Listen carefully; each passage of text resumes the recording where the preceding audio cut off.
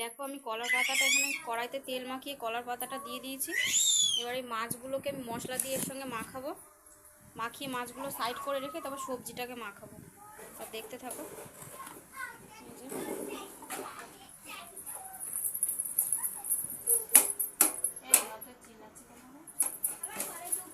এই যে মশলাটা, নুন দেওয়া আছে, নুনটা দেবো না। এই যে হলুদ আর লঙ্কার গুঁড়ো, জিরের গুঁড়ো, এটা লঙ্কার গুঁড়ো, আর একটু তেল দেব। তেল দিয়ে আমি মাছটাকে মাখিয়ে মাছটা সাইড করে তারপর সবজিটা মাখাবো।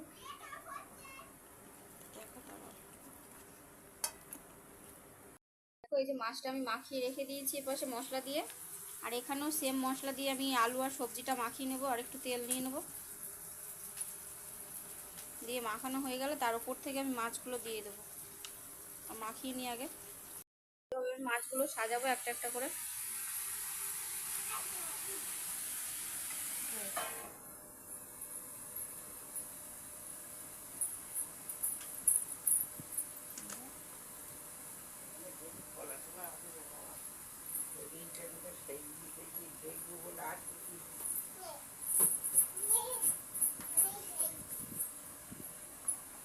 তাই এর উপর থেকে আবার এই যে মশলা মাখানো আলুটা দিয়ে দেবো,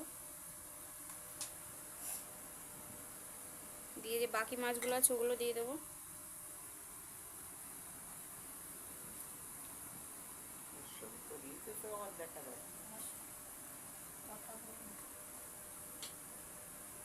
এই যে আমার মাখানো কমপ্লিট। এইভাবে এবারে আমি কিছুক্ষণ আধা ঘন্টা এটাকে চাপা দিয়ে রাখবো, দিয়ে এটা ম্যারিনেট হয়ে যাবে। তারপর এরপর থেকে আর একটা কলা পাতা দিয়ে তারপর আমি মানে এটাকে কড়াই উনুনে বসাবো, মানে গ্যাসে দেব। দিয়ে এবার এটা আস্তে আস্তে হবে। এটা হয়ে গেলে এবার আর এক পিঠ কলা পাতা দিয়ে আবার উল্টোভাবে দিয়ে আবার কড়াইতে, তা চলো দেখতে থাকো। এই যে হয়ে গেছে আমার কমপ্লিট মাখানো। এবারে ভাজতে যতক্ষণ যতক্ষণ। দেখো বন্ধুরা, এই যে আমার মাছটা একদিকে হয়ে গেছে, আমি উল্টিয়ে দিয়েছি, দিয়ে আর একদিকে চাপা দিয়েছি। তো দেখো এই যে এরকম।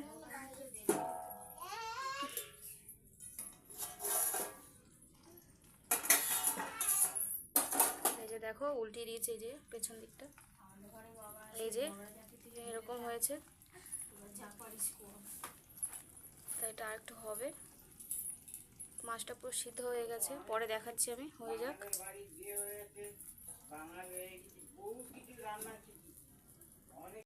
চিনিস তো?